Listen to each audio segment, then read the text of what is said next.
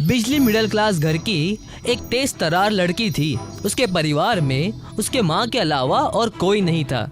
उसकी माँ घर घर बेबी सिटिंग का काम किया करती थी, मगर बिजली अपना सारा वक्त खुद को सजाने और संवारने में ही गुजारा करती थी। इसी वजह से उसकी माँ उससे बेहद परेशान रहा करती थी। एक दिन तंग आकर उसकी माँ विमला ने बेटी बिजली से कहा, दिन भर शीशे के सामने खड़ी होकर खुद को निहारती रहती है। ये नहीं कि मेरे साथ चलकर मेरा ही हाथ बटा दिया करे। आपका काम मुझे समझ नहीं आता अम्मी। मैं कुछ अलग करने के लिए बनी हूँ। वो तो तुझे देखकर ही पता चल रहा है कि तू क्या अलग करने के लिए बनी है। पूरे दिन शीशे में खुद को देखते रहने से तो किसी फिल्म की हीरोइन नहीं बन जाएगी। क्या बात करती है अम्मी? मेरे आगे पीछे पूरे मोहल्ले के लड़के घूमते हैं और सब जानते हैं कि बिजली किसी को घास नहीं डालती, क्योंकि बिजली तो किसी एक के लिए ही बनी है। और तुझे जो लड़के लाइन देते हैं, उन्हीं में से किसी एक को पकड़ के निकाह क्यों नहीं कर लेती? वो सब के सब फोकट के आशिक हैं अम्मी। उनकी जेबें हमेशा ही खाली रहती है। अब दिमाग खराब मत कीजिए। मुझे अभी रश्मि से मिलने जाना है। आज हम दोनों मिलकर मोमोज खाएंगे। पता नहीं तेरा क्या होगा बिजली। इतना कहकर विमला अपने काम पर चली गई और बिजली तैयार होकर अपनी दोस्त रश्मि से मिलने चली गई। वो रश्मि के गली तक पहुंची थी, तभी एक खूबसूरत लड़के ने उसका रास्ता रोक लिया।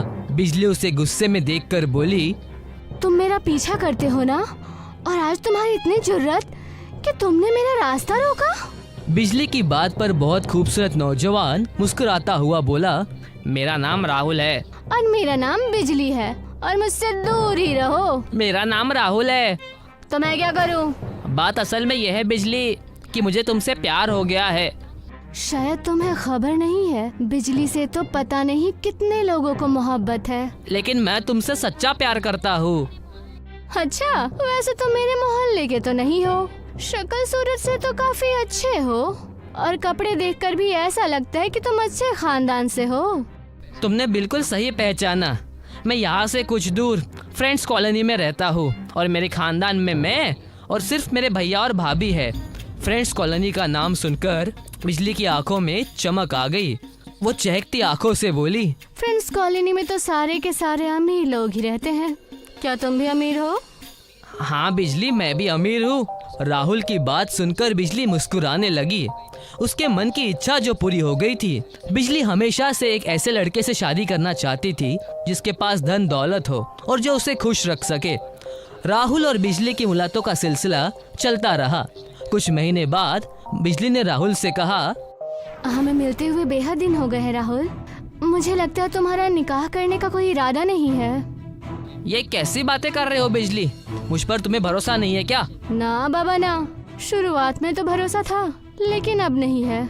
बिजली की बात सुनकर राहुल भड़क गया और बिजली को मंदिर की ओर ले गया, और उसने मंदिर में ही बिजली की मांग भर दी। राहुल ने तैश में आकर बिजली की मांग तो भर दी, लेकिन अब राहुल टेंशन में आ गया। क्या बात है? मुझसे निकाह करते ही तुम टेंशन में आ गए? बिजली, बात ही कुछ ऐसी है। मेरे समझ में नहीं आ रहा है कि तुम्हें अपने परिवार वालों से कैसे मिलाओ। उन्हें मेरे और तुम्हारे बारे में कुछ नहीं पता। काश कि कुछ ऐसा हो जाता कि तुम मेरे परिवार वालों का दिल जीत लेती, और अब मैं तुमसे दूर भी नहीं रह सकता। अब मैं करूँ क्या? राहुल की बात सुनकर बिजली गहरी सोच में डूब गई। अचानक उसके दिमाग में एक आइडिया आया। मेरे पास एक आइडिया है राहुल। क्यों ना मैं तुम्हारे बंगले में नौकरानी बन के पहुँच जाऊँ और नौकरानी बनकर उनका दिल जीत लूँ। क्या यह मुमकिन है? क्यों, ऐसा नहीं कहते कि काम का सबको प्यारा होता है? और फिर मैं दिन भर तुम्हारी नजरों के सामने भी रहूंगी, लेकिन जब तक तुम्हारे खानदान वालों को हमारे बारे में सब कुछ पता नहीं लग जाता, मैं तुम्हें अपने शरीर को हाथ भी नहीं लगाने दूंगी। बिजली का आइडिया राहुल को बेहद पसंद आया। अगले दिन बिजली राहुल के यहाँ नौकरानी बनकर पहुँच गई। राहुल की भाभी निधि ने बिजली से उसकी तनख्वाह के बारे में पूछना शुरू कर दिया। मुझे वैसे नौकरानी की सख्त जरूरत थी। वैसे तुम कितने पैसे लोगी? आप जितने पैसे दे देंगी। अरे वाह, तब तो तुम्हारी नौकरी पक्की। तुम आज से ही काम शुरू कर दो। जाओ, किचन में बर्तन गंदे पड़े हैं, उन्हें साफ कर दो, और पोछा भी लगाना। तुम्हें दावत बनाना आता है क्या? जी मीम साहब, मैं खाना बेहद लजीज बनाती हूँ। अरे वाह, तुमने तो मेरी आधी टेंशन दूर कर दी। जाओ, जाकर पहले किचन में रखे बर्तन साफ कर दो। आज शाम को दावत भी तुम ही बनाओगी। निधि के कहने पर बिजली तुरंत किचन में बर्तन साफ करने चली गई। किचन में बर्तन साफ करने के बाद उसने बड़ी मेहनत से पूरे घर में पोछा लगाया और फिर शाम को बिजली ने बहुत लजीजदार खाना तैयार करके डाइनिंग टेबल पर लगा दिया। डाइनिंग टेबल पर राहुल और उसका बड़ा भाई सुमित भी मौजूद था। खाना सुमित को बहुत पसंद आया।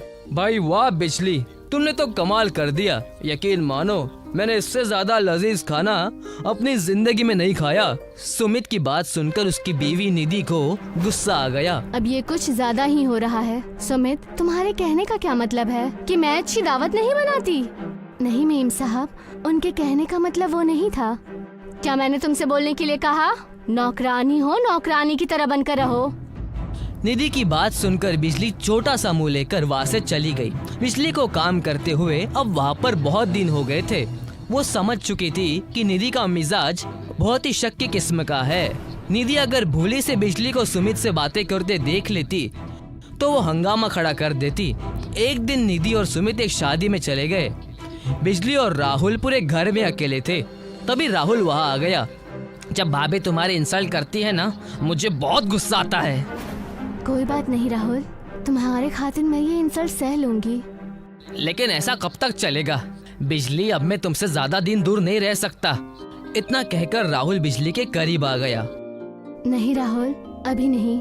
हमने एक दूसरे से वायदा किया था। मैं तुम्हारा शौहर हूँ बिजली, इसमें कुछ गलत नहीं है।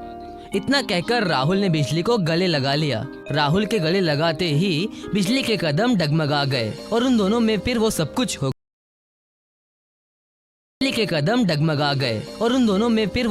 हो गया जो एक शौहर और बेगम में होता है।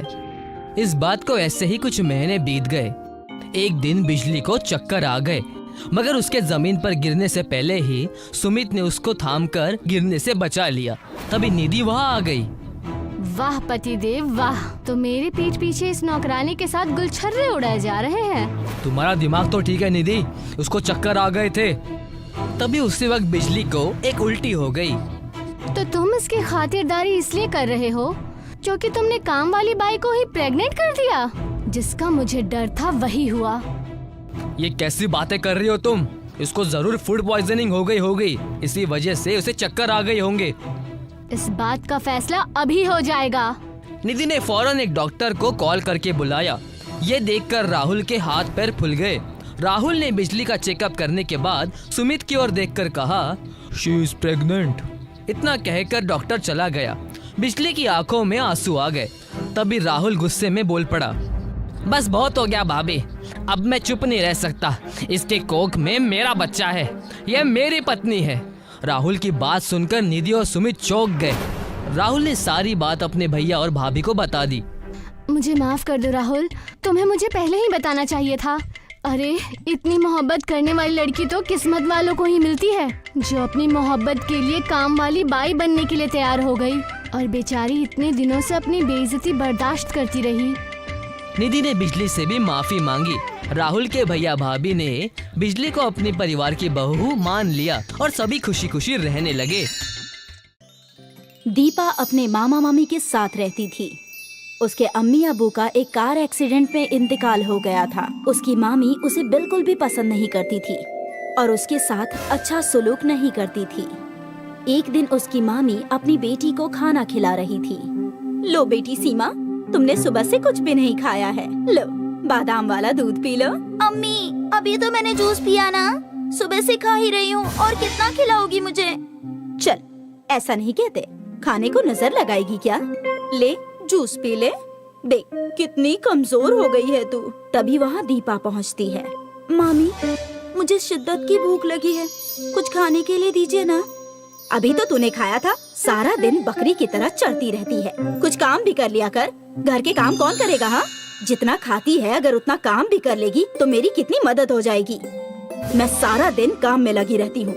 मामी, मैंने तो सुबह सिर्फ एक ही रोटी खाई थी और अभी तो शाम हो गई है। अब तो कुछ खाने के लिए दे दीजिए। सीमा जो जूस नहीं पी रही है वो मुझे दे दीजिए। हाँ, तो सुबह खाया था ना, जा रात की 2 रोटी रखी होगी वो खा ले। और रही जूस की बात, तो शक्ल देखी है अपनी आईने में? जूस पीने के लायक नहीं है तू। दीपा मायूस होकर चली जाती है। तभी कविता उसे आवाज लगाती है, दीपा सुन, नजदीक की दुकान से 5 किलो चावल ले आ। लेकिन मामी, उसमें तो बहुत वजन होगा, मैं इतना वजन कैसे उठा पाऊंगी?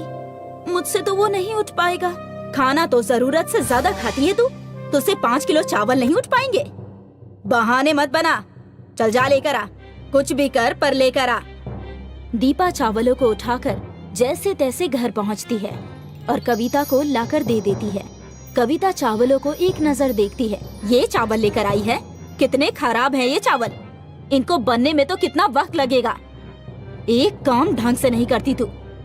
चावल लेने के लिए भेजा था तो इतनी देर से लेकर आई, और ऊपर से इतने बेकार चावल।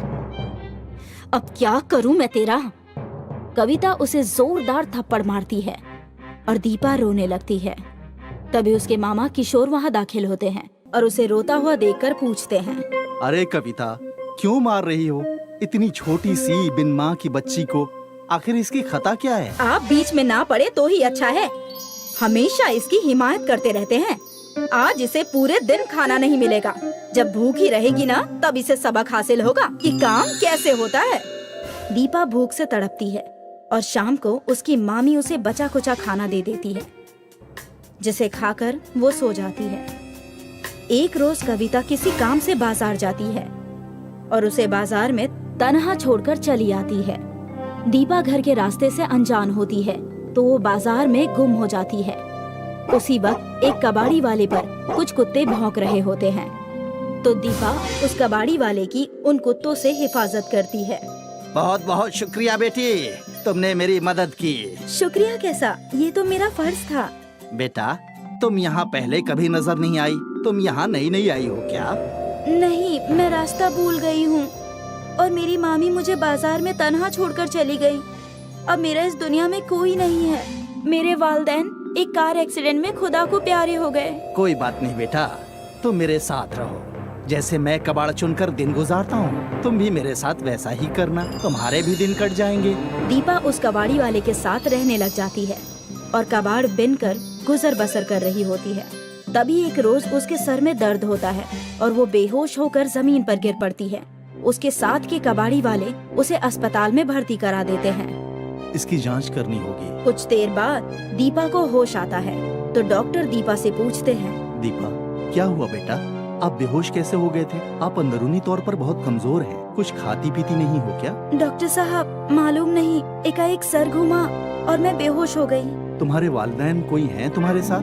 किसके साथ रहती हो? नहीं, मेरा कोई नहीं है इस दुनिया में। वो अपनी सारी कहानी बयां करती है। कोई बात नहीं बेटा, आज से तुम ये कबाड़ का काम छोड़कर मेरे क्लिनिक में काम करना शुरू कर दो। इससे तुम पढ़ लिख कर एक दिन कामयाब इंसान बनोगी। दीपा डॉक्टर के क्लिनिक में काम करना शुरू कर देती है।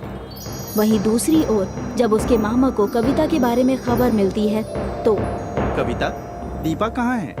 मुझे क्या मालूम, होगी यहीं कहीं। मुझे क्या इत्तला करके जाती है कहीं वो। किशोर कविता को जोरदार थप्पड़ मारता है और दीपा की तलाश में घर से निकल जाता है। वो दीपा को तलाश करते हुए उसी क्लिनिक में पहुंच जाता है जहां दीपा काम कर रही होती है। डॉक्टर साहब, मुझे दीपा से मुलाकात करनी है। वो मेरी भांजी है।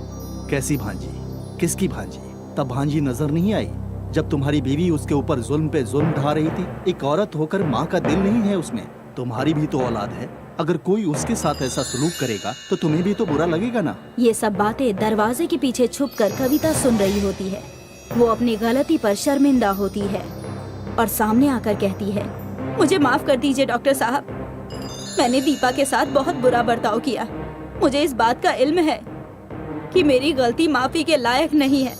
तभी दीपा वहाँ आ जाती है। मामा, मामी, आप यहाँ कैसे? चलो दीपा, अपने घर चलो।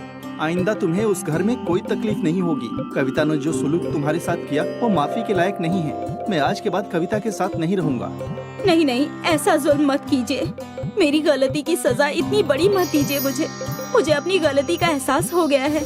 आइंदा से मैं आपको शिकायत का मौका नहीं दूंगी और मैं दीपा को अपनी बच्ची से बढ़कर प्यार करूंगी। दीपा, जाओ, अपने मामा मामी के साथ जाओ, वही तुम्हारा घर है। लेकिन किशोर, आपको दीपा का बहुत ख्याल रखना होगा और उसे पढ़ा लिखा कर एक अच्छा इंसान बनाना। जी डॉक्टर साहब, मैं दीपा का बहुत अच्छे से ख्याल रखूंगा। आखिर यही तो एक मेरी बाजी की निशानी है, इसे मैं बहुत संभाल कर रखूंगा। अब दीपा अपने मामा मामी के साथ घर वापस आती है और उनके साथ खुशी खुशी रहना शुरू कर देती है। अब उसकी मामी उसके